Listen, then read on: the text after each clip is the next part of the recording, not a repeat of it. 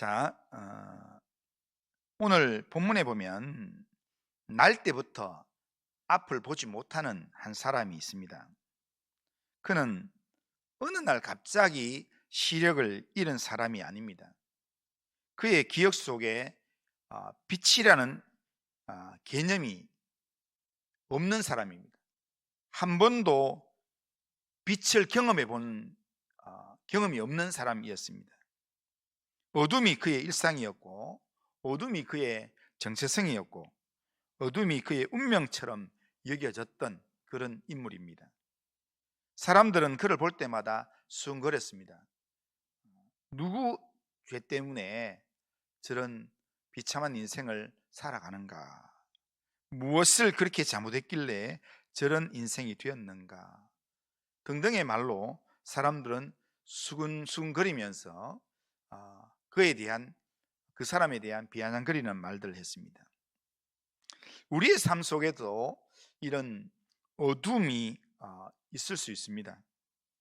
자녀 문제로 오래 기도했지만 변화가 없는 자녀 현실, 반복되는 건강의 문제, 건강하길 바라는데 계속해서 몸은 자꾸 조금씩 안 좋아지고, 해결되지 않는 가정의 갈등들, 마음 깊은 곳에 쌓여있는 그런 자책이나 후회, 이런 등등의 내용으로 겉으로 보기에는 아무 일 없는 것처럼, 교회 그냥 아무 일 없이 교회 잘 다니는 것처럼 그렇게 열심히 다니고 있지만, 속으로는 혼자 있을 때 내가 뭘 잘못했길래 왜 우리 집에 이런 일들이, 아니면 나의 인생에 왜 이런 일들이 있는가라고 그렇게 스스로에게 자책하면서 말할 때가 있다는 겁니다. 오늘 본문은 바로 그런 자리에 예수님이 찾아오셔서 예수님의 하나님 되심을 보여주는 그런 이야기입니다. 오늘 본문을 통해서 우리 인생에 찾아오신 예수님이 어떤 분인가, 예수님을 우리가 발견하고 예수님을 의지하는 시간이 되면 참 좋겠다라는 생각을 해봅니다. 자, 오늘 본문에서 우리가 발견할 수 있는 예수님이 어떤 분인가, 먼저 보면 예수님은 고통을 하나님의 일로 바꾸시는 하나님이시다라는 겁니다. 오늘 본문 1절에 보면 예수께서 길을 가실 때에 날 때부터 맹인된 사람을 보신지라 라고 얘기합니다.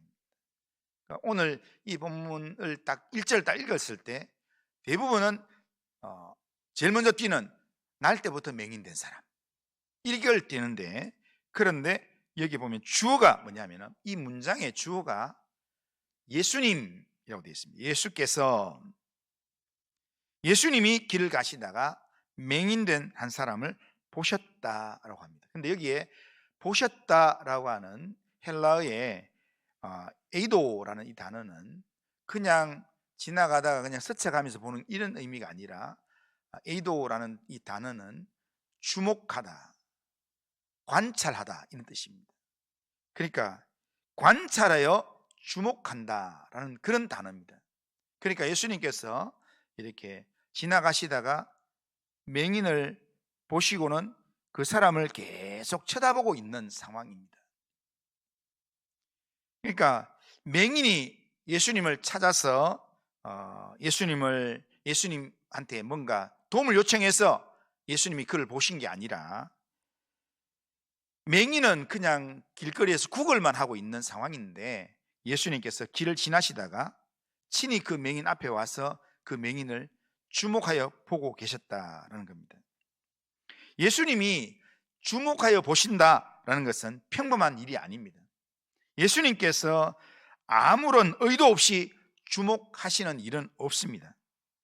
뭔가 뜻이 있고 할 계획이 있기 때문에 그를 주목하시고 보신다라는 겁니다.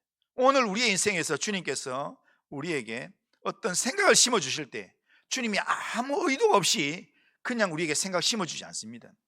우리에게 때로는 꿈을 꾸게도 만드시고, 때로는 어떤 사건을 일어나게 만드시기도 하는데, 내가 특별한 꿈을 꾸게 만들고 또한 어떤 특별한 일을 경험하게 만드는 그 상황 속에서 예수님이 아무런 의도 없이 그렇게 하지 않습니다.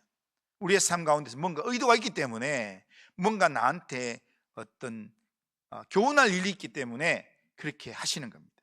예수님께서 지금 제자들과 함께 하시다가 이 맹인을 예수님께 주목하여 보고 계신다는 것은 예수님께서 이 맹인을 통해서 내가 할 일이 있다라는 것을 지금 제자들에게 지금 가르쳐주고 있는 것입니다.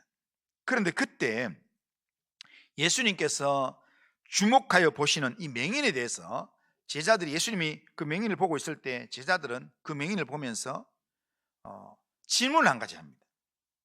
2절에 보면 제자들이 물어 이르되 라삐어, 이 사람이 맹인으로 난 것이 누구의 죄로 인함이니까? 자기니까 그의 부모니까? 이렇게 얘기합니다. 이 맹인에 대한 제자들의 관심은 예수님이 이 맹인을 보신다 이게 아니라 맹인 자체에 관심을 가지면서 이 사람이 왜 이런 이 비참한 인생을, 모든 사람이 이 맹인을 볼 때 가지는 생각, 그 생각으로 지금 본다는 겁니다. 고난의 원인이 뭔가? 사람들은 일반적으로 고통이나 고난 앞에서 대부분 원인을 찾습니다. 이유가 뭘까? 왜 이런 일이 일어날까? 누구 탓일까? 그러면서 대부분 사람을 지목하게 되어 있습니다. 내가 뭔가 잘못했는 게 있나? 아니면 부모가 뭘 잘못했나? 아니면 네가 뭐 잘못했는 거 아니야? 이렇게 뭔가 누군가가 잘못해서 이런 일들이 생겼다라고 해석을 하면서, 그러면서 이렇게 그 죄가 밝혀지면 누구 때문이야 하면 그 사람을 이제 정죄하는 겁니다. 그 사람을 공격하는 겁니다.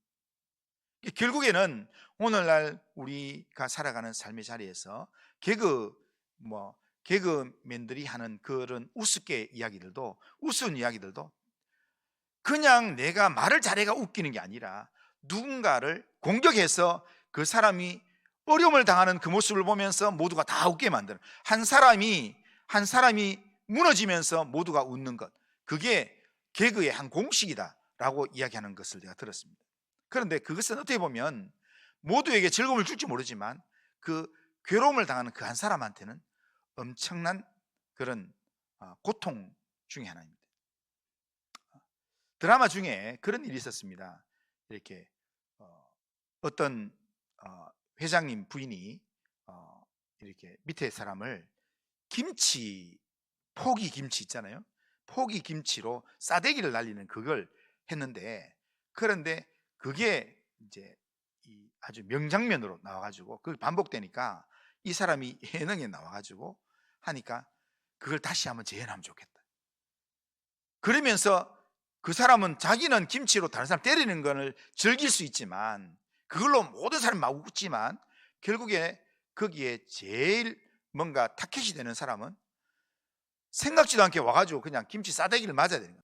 어떨 때는 김치 싸대기가 아니라 또 다른 신발로 맞기도 하고, 뭐 그런 걸로 해서 누군가가 고통당하는 그런 걸로 이렇게 모두가 웃고, 이게 오늘 우리가 살아가는 세상의 이 사람을 대하는 방식입니다. 누구를 바라보면 이렇게 저 사람의 원인이 뭔가, 누구 탓일까, 이걸로 해서 그 사람을 뭔가 이렇게 몰아가는, 나에게 그 원인을 찾으면 내가 죄책감이 들어서 나에게 이렇게 주눅이 들고, 다른 사람을 하면 그 사람 정죄하고 이렇게 나간다는 겁니다. 그런데 성경적인 관점은 뭐냐면요, 볼 때 주어를 누구를 봐야 되는가? 예수님을 봐야 됩니다. 예수님이 그 사람을 보고 있다면 예수님이 저 사람을 왜 보실까? 예수님이 저 사람을 향한 어떤 계획을 가지고 있을까? 이걸 우리가 생각해야 된다. 오늘 우리의 삶 가운데서 이렇게 뭔가 주님이 우리에게 생각나게 하시는 것도 있고, 또 경험하게 하는 사건도 있고, 여러 가지 일들이 있을 때 하면 거기에 주어를 예수님으로 두시길 바랍니다. 그러면 내가 꿈을 꿨는데도 그 꿈 속에서 이렇게 예수님이 이 꿈을 왜 주셨을까? 왜 이런 꿈을 꾸게 만드셨을까? 라고 해석을 하면 주님께서 나한테 주시는 유익이 있습니다. 오늘 내게 주어지는 삶 가운데서 내가 고난을 당합니다. 예수님께서 왜 나에게 이런 고난을 경험하게 하셨을까? 주님께서 의도하시는 바가 뭘까? 이것을 생각해 보면 주님께서 내게 주시는 은혜를, 주님께서 나에게 하는 섭리를 묵상하기 시작하면 내 삶에 무한한 유익이 있게 된다는 겁니다. 예수님은 제자들이 누구 탓인가? 라는 그런 질문을 할 때 예수님은 다르게 대답하셨습니다. 3절 우리 같이 한번 읽어보겠습니다. 3절 같이 읽습니다. 시작. 예수께서 대답하시되 이 사람이나 그 부모의 죄로 인한 것이 아니라 그에게서 하나님이 하시는 일을 나타내고자 하심이라. 자, 이 말씀은 맹인의 고통 사건을 정죄로 해석하지 마라 라는 그런 말씀이면서, 그러면서 하나님의 일에 관심을 드러내도록 예수님이 관점을 돌리는 내용입니다. 신앙생활을 오래 하다 보면 겉으로는 아무 문제 없이 담담해 보이지만 속으로는 자책이 쌓이는 우리의 모습이 많습니다. 그러니까 자녀가 잘 안 되면 내가 자녀를 더 잘 키웠어야 되는데, 그런 마음으로 그렇게 자책이 되고 후회가 되는 부분이 있습니다. 내가 그때 그렇게 하지 말았어야 했는데, 내 믿음이 부족해서 이런 일이 생긴 거 아닌가 등등 자책을 하게 됩니다. 그러나 오늘 이런 마음을 가진 우리의 마음에 예수님께서 말씀하십니다. 그 일이 지금 현재 이 모습이 너의 징벌의 내용이 아니다, 징계의 내용이 아니다. 하나님의 섭리가 있다. 그 자리에서 하나님의 일이 시작될 수 있다. 너무 염려하지 마라. 내가 지금 일할 수 있다라고 우리에게 말씀하신다는 겁니다. 하나님의 영광을 나타내기 위해서 하나님이 허락하신 일이라는 겁니다. 우리가 실수하는 것도 하나님께서, 우리가 고난당할 때 하나님께서는, 주님은 우리가 감당치 못할 고난당함을 허락지 않는다고 했습니다. 그런데도 오늘 우리의 삶 가운데 고난을 허락하시는 이유는 그 고난을 통해서 하나님이 의도하시는 바가 있기 때문입니다. 하나님께서 이루려고 하는 하나님의 계획이 있기 때문입니다. 그렇기 때문에 하나님이 허락하신 일이다 라는 것을 우리에게 말씀하신다는 겁니다. 그러기에 우리는 지난 과거에 대해서 너무 자책하거나 우리 자신을 정죄하는 삶을 살지 않아야 합니다. 너무 내가 왜 그랬을까, 이걸로 과거를 돌아보면서 후회하는 것, 이거는 하나님이 원하시는 마음이 아닙니다. 하나님은 우리의 연약함과 실수를 통해서도 하나님의 뜻을 이루어 가시는 하나님이십니다. 맹인을 주목하신 예수님은 낮의 일을 말하시면서, 그러면서 예수님은 자신을, 내가 세상에 있는 동안에 나는 세상의 빛이다, 이런 말씀을 하셨습니다.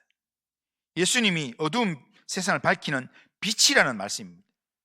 빛은요, 어둠을 분석하지 않습니다. 어둠이 왜 왔냐, 왜 이런 어둠이 언제부터 시작되었느냐, 이렇게 분석하지 않습니다.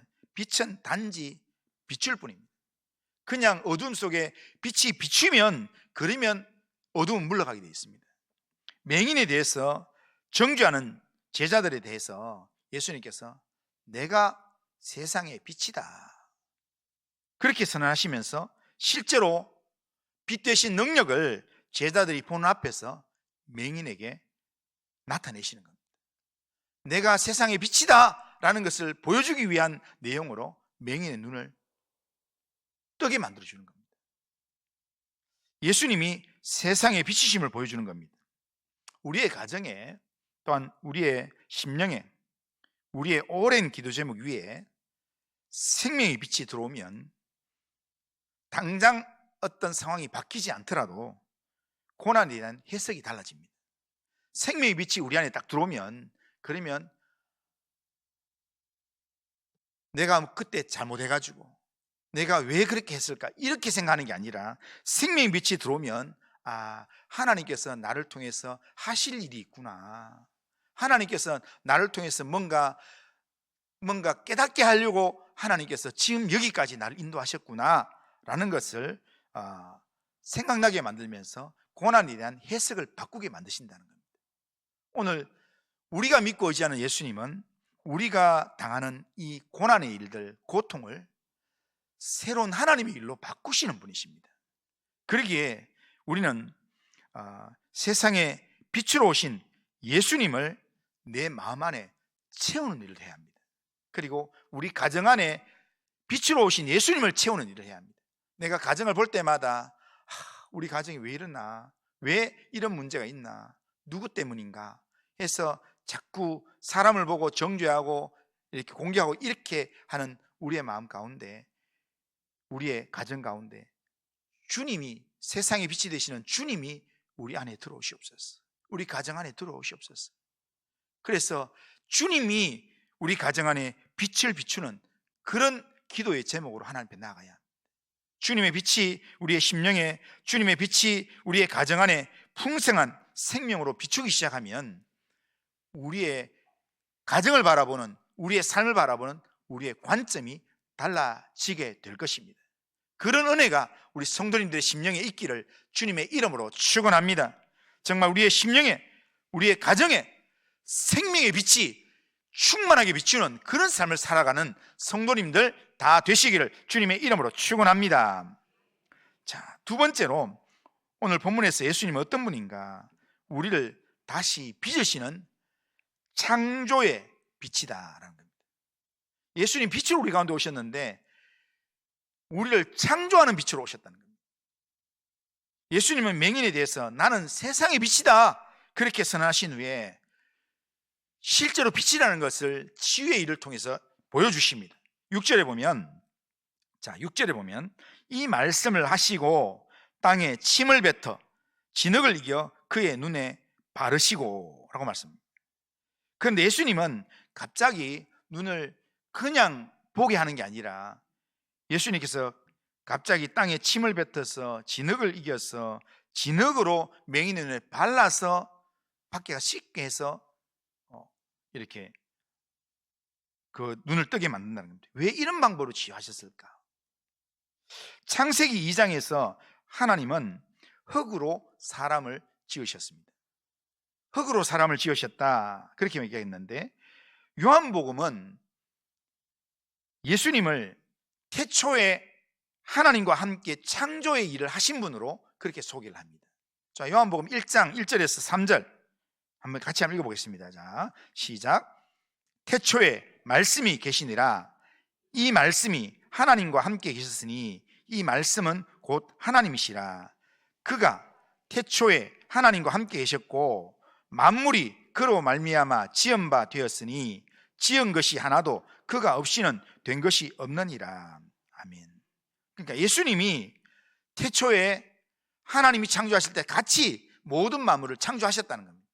근데 그때 하나님이 흙으로 사람을 지으실 때 그때 예수님도 같이 흙으로 창조일에 함께 하셨다라는 겁니다.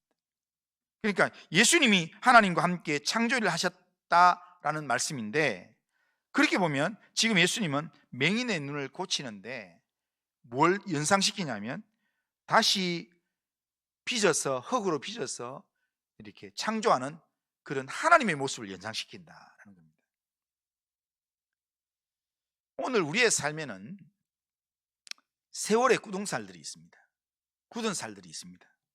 오래된 상처나 반복된 실패의 실망감, 식어버려진 기도, 그리고 무뎌진 감동, 이런 것들이 우리 속에 있어서 우리를 은혜의 자리에 나아가지 못하도록 우리를 은혜의 자리에서 주저앉게 하는 것들이 우리 속에 있습니다.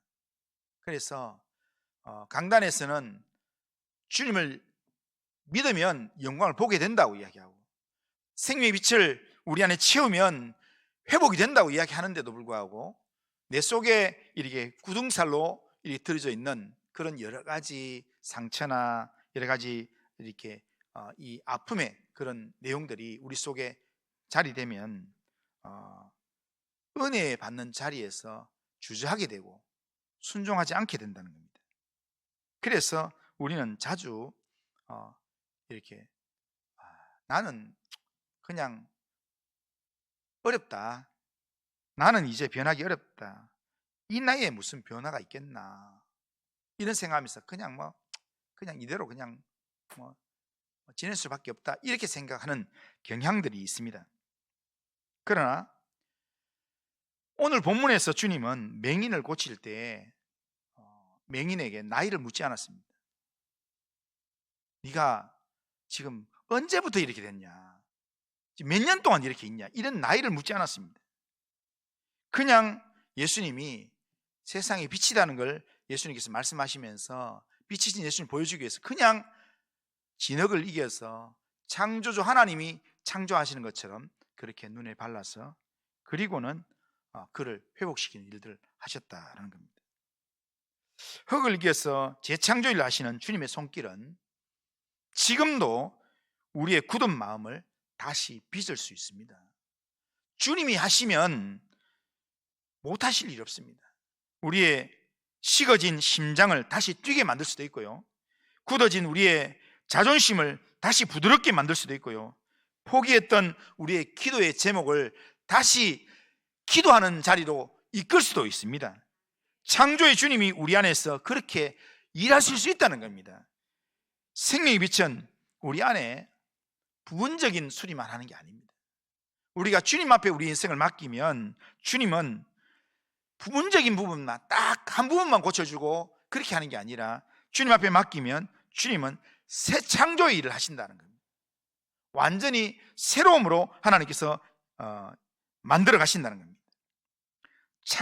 천지 만물을 창조하신 주님께는 불가능한 일이 없습니다. 주님이 생명의 빛으로 오셔서 우리 안에서 일하시기만 하면 평생 굳어져 버린 그런 눈도 다시 뜨게 되고, 평생에 말라있는 내 속에 눈물도 다시 솟구치게 되고, 식어 멈춰버린 내 신앙도 다시 내 심장에서 영적인 감각이 다시 살아나면서 심장이 뛰는 그런 은혜가 회복된다는 겁니다. 이런 창조의 능력을 믿고, 주님이 일하시면 만들어 가시는 이런 창조의 능력을 믿고 우리에게 오셔서 일하시는 주님을 믿고 의지하길 바랍니다. 주님의 소리에 귀를 기울이시길 바랍니다. 주님의 소리에 순종함으로 나아가시길 바랍니다. 그러면 주님께서 우리가 생각지 못한 놀라운 변화의 일들을 시작할 줄로 믿습니다. 창조의 빛을 내 안에 충만하게 채우는 성도님들 다 되시기를 주님의 이름으로 축원합니다. 마지막으로 오늘 본문에서 예수님은 순종을 통해서 우리의 믿음을 자라게 하시는 분입니다. 7절에 보면 이르시되 실로암 못에 가서 씻으라 하시니, 실로암은 번역하면 보냄을 받았다는 뜻이라. 이에 가서 씻고 밝은 눈으로 왔더라. 그런데 여기서 이 구절에서요, 제가 주목해서 봤던 거는 오늘 이 요한복음을 기록했던 이 요한이 굳이 실로암의 의미를 설명을 해놓고 있다는 겁니다. 그냥 제가 이 설교 준비하면서 우리 당감동을 한번 찾아봤어요. 당감동의 의미가 뭘까 해보니까, 그러니까 우리 그냥 당감동이면 당감동이 우리 당감동 산다 이렇게 하면 되지, 이게 의미가 필요하나? 예? 근데 이거 보면서 제가 이제 당감동의 의미가 뭘까 생각해보니까, 당감동의 의미가 조선시대에 거슬러 올라가면은 당리, 그 다음에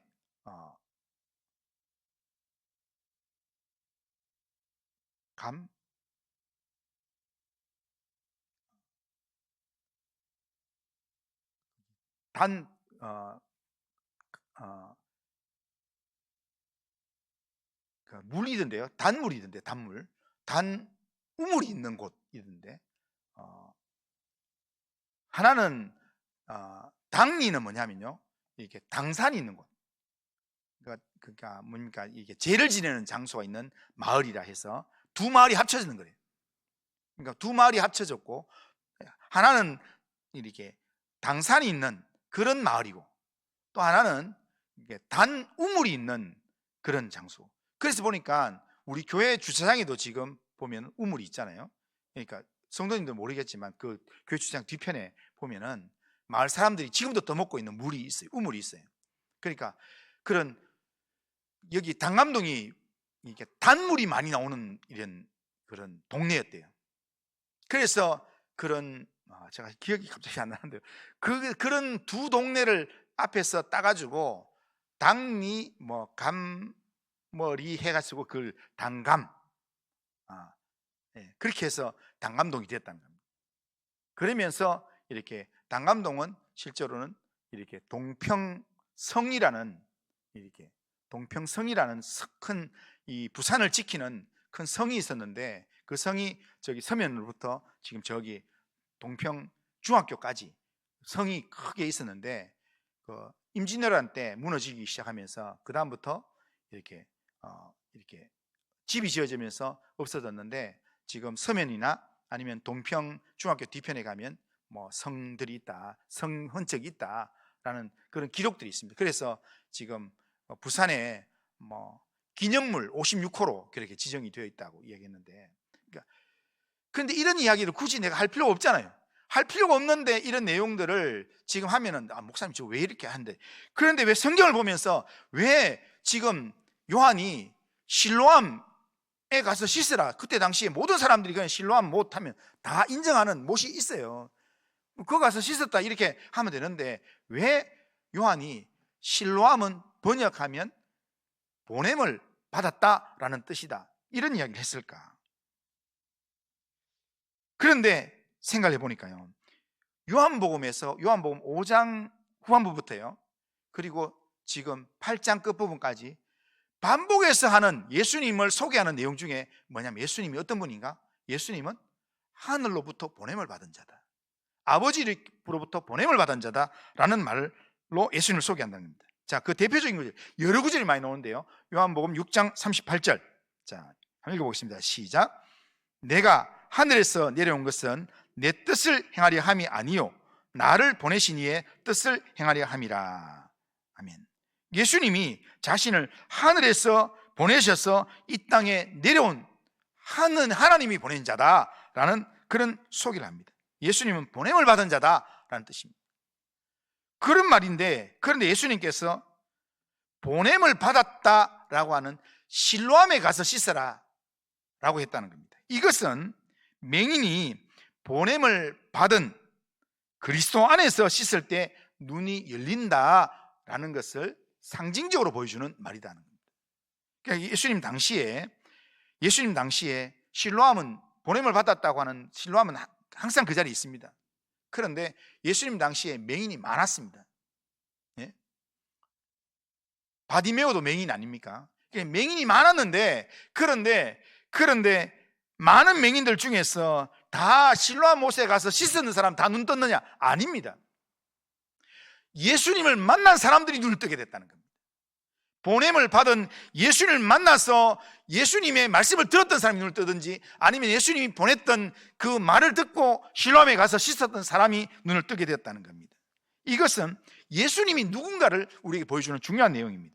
예수님이 하나님의 보냄을 받은 자라는 것, 이것을 우리에게 말씀해 주는 내용입니다.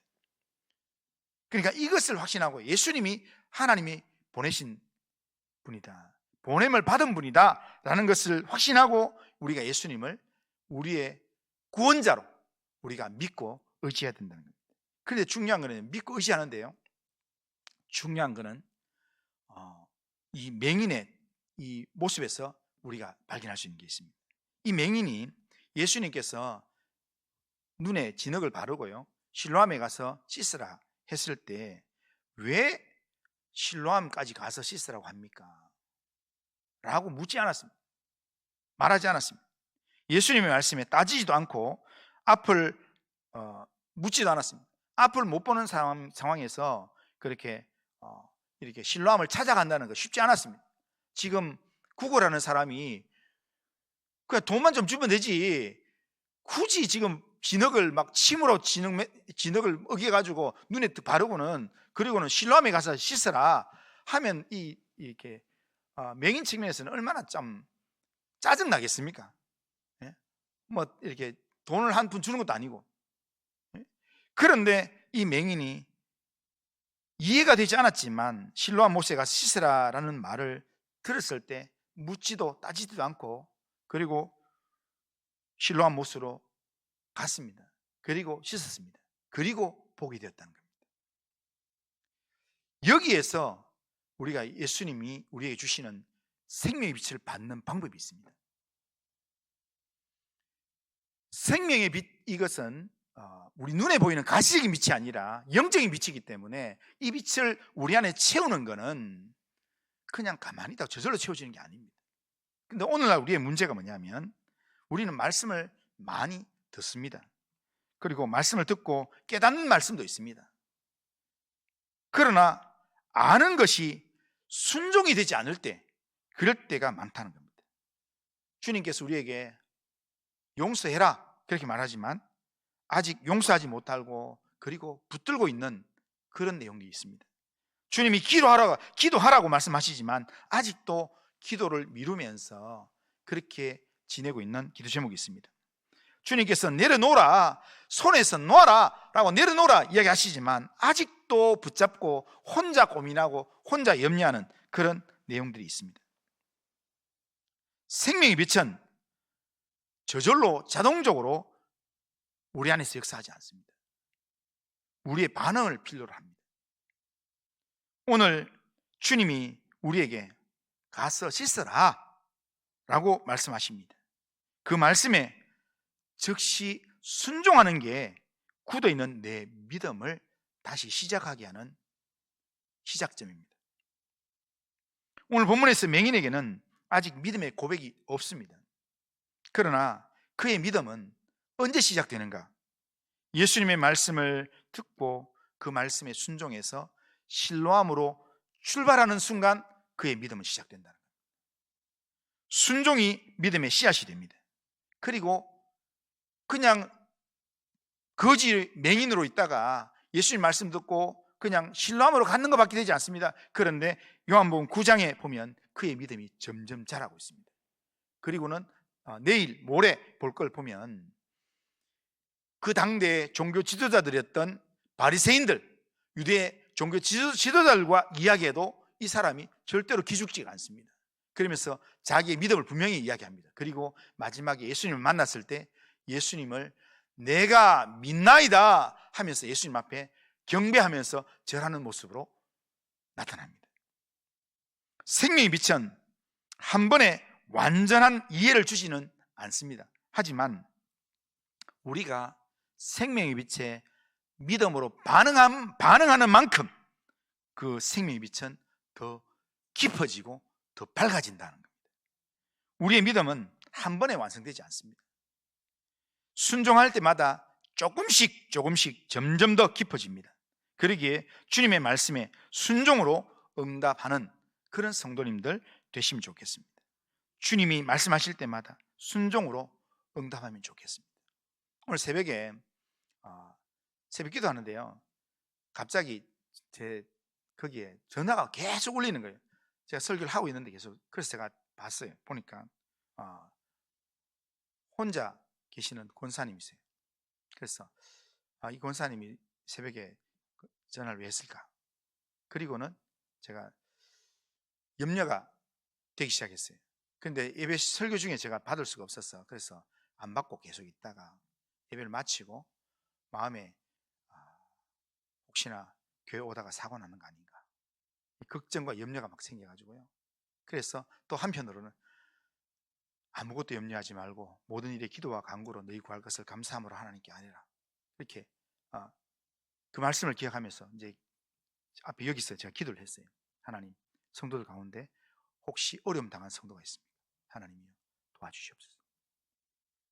그러고 난 다음에 확인을 해봐야 겠다 해가지고 제가 직접 전화하면 또 놀랄 것 같으니까, 그래서 전사님한테 문자 보내가지고 그래서 한번 그 권사님 전화 한번 해보라고, 그렇게 어떤 일이 있냐고. 그리고는 제가 그냥 앉아서 그냥 잠시 기도했습니다. 그리고 이렇게 하나님, 나 말씀대로 그냥 염려 안 합니다. 하나님이 알아서 해결하실 줄 믿고 나는 권사님이 그냥 얼떨결에 잘못 눌러가지고 전화했든지 아니면 문제가 일어났다면 문제가 다 해결될 줄로 믿습니다. 하나님 알아서 하십시오. 그리고 그냥 빌립보서 4장 6절 7절을 그냥 믿고 그냥 기도를 마쳤습니다. 그리고 올라가서 확인해 봐야 되겠다 해서 올라가서 있으니까 전사님 전화 왔어요. 권사님이 전달을 잘못 눌렀답니다. 그런데요, 제가 요 이야기 하는 이유는 뭐냐면, 우리가 있잖아요, 우리의 삶에서 어떤 문제가 생기면 하나님의 말씀이 내게 주어지는 거하고 내 안에서 내가 생각하는 거 두 개가 계속 싸워요. 나는 염려하고 걱정하고 막 그렇게 하고, 하나님은 염려하지 마라, 걱정하지 마라, 그렇게 이야기하고. 그런데 우리는 하나님의 말씀을 기억나면 하나님의 말씀에 순종하는 만큼 우리의 영적인 깊이가 생기게 되고요, 하나님의 말씀에 순종하는 만큼 생명의 빛이 내 안에 들어오게 되고요, 내가 순종하는 만큼 하나님의 은혜를 맛보게 된다는 겁니다. 혹시 지금 오랜 어둠 속에 앉아 계십니까? 겉으로는 지금 멀쩡하게 이 예배 자리에 앉아 있지만 속으로는 내 같은 게 무슨 이렇게 영적인 체험, 내 같은 게 무슨 이런 마음으로 그냥 자리에만 앉아 있습니까? 주님은 오늘도 우리 앞을 지나가시면서 우리를 주목하여 보고 계십니다.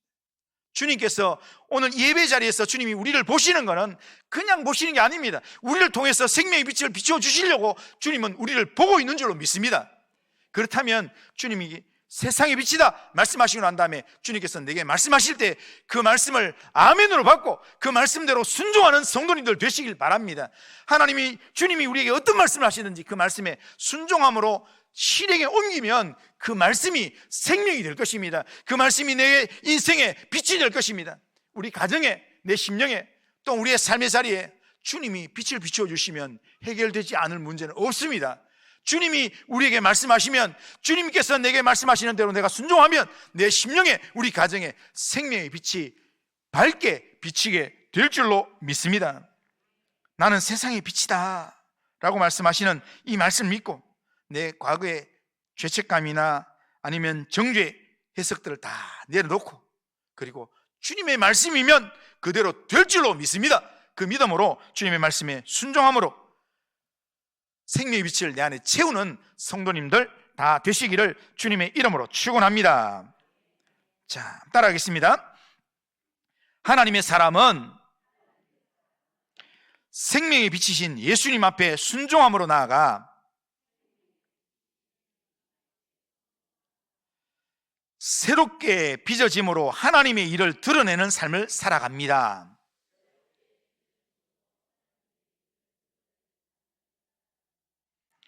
생명의 빛이신 예수님 앞에 순종함으로 나아가서 예수님이 새롭게 빚으시는 그 은혜로 정말 하나님의 일을 드러내는 그런 삶을 살아가는 성도님들 다 되시기를 주님의 이름으로 축원합니다. 자, 우리 다 같이 일어나셔서 찬송가 366장입니다.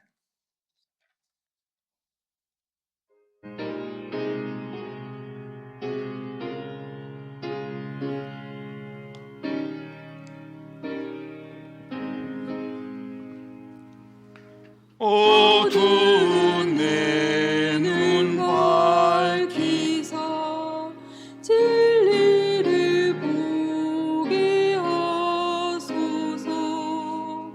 진리의 열쇠 내게 주사 참빛을 찾게 하소서. 기쁘신 뜻을 알고자 엎드려 기다리오니 내 눈을 뜨게 하소서. 성령이여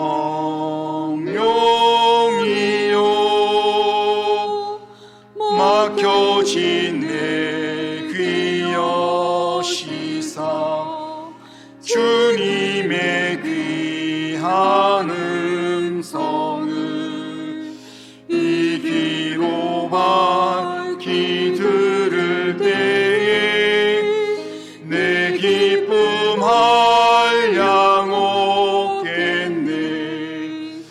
기쁘신 뜻을 알고자 엎드려 기다리오니 내 귀를 열어주소서. 성령이여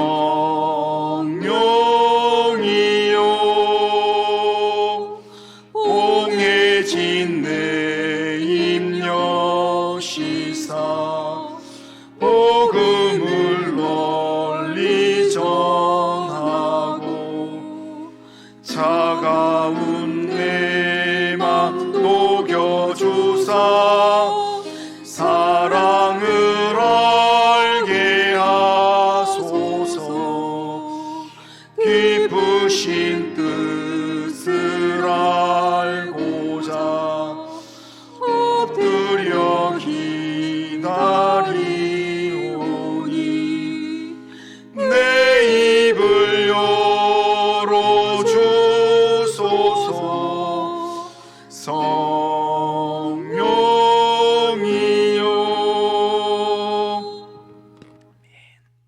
자, 우리 결심은 우리 같이 한번 읽어보겠습니다.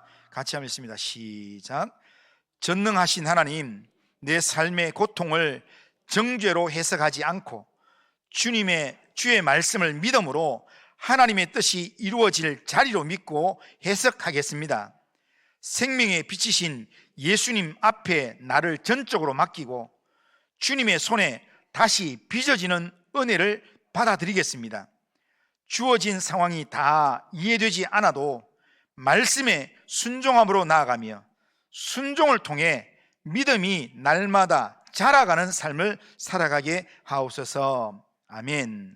자, 이런 결심과 또 기도 제목으로 하나님 앞에 또 한 주간 살아가는 성도님들 되시길 바랍니다. 기도합니다.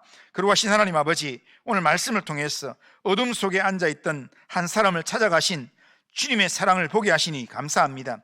우리는 때때로 우리의 삶의 고통을 정죄로 해석하며 스스로를 자책할 때가 많습니다. 그러나 오늘 주님의 말씀에 하나님의 일이 드러날 자리라고 하신 이 말씀을 들으면서 우리의 오랜 상처와 해결되지 않은 문제, 가정의 눈물과 마음의 깊은 곳의 후회를 주님의 빛 앞에 내려놓길 원합니다. 창조주 되시는 주님께서 우리의 굳어진 마음을 다시 빚어주시고 식어진 우리의 기도를 다시 살려주시고 포기했던 소망을 다시 일으켜주시며 닫혔던 우리 영적인 눈을 다시 열어주시옵기를 원합니다. 가서 씻으라 하시는 주의 음성을 들을 때 머뭇거리지 않게 하시고 이해되지 않아도 순종하게 하시고 작은 발걸음이라도 믿음으로 내디딜 수 있도록 인도하여 주시옵기를 원합니다. 그래서 우리의 삶에 하나님의 일이 드러나는 통로가 될 수 있도록 주님 은혜를 베풀어 주옵소서. 주님 의지합니다. 주님 함께하여 주옵소서. 예수님의 이름으로 기도드리옵나이다. 아멘. 주 예수 그리스도의 은혜와 하나님 아버지의 크신 사랑과 성령의 교통하심이 내 삶의 고통을 정죄로 해석하지 않고 주님을 믿음으로 하나님의 뜻이 이루어질 자리로 믿고 해석함으로 생명이 비치신 예수님 앞에 나를 전적으로 맡기고 말씀에 순종함으로 순종의 삶을 통해서 믿음이 날마다 자라가는 삶을 살기를 원하는 이 자리에 있는 모든 주의 백성들 위해, 우리 교회 위에, 이 나라와 민족과 열방 위에 이제로부터 영원토록 함께 있을지어다. 아멘.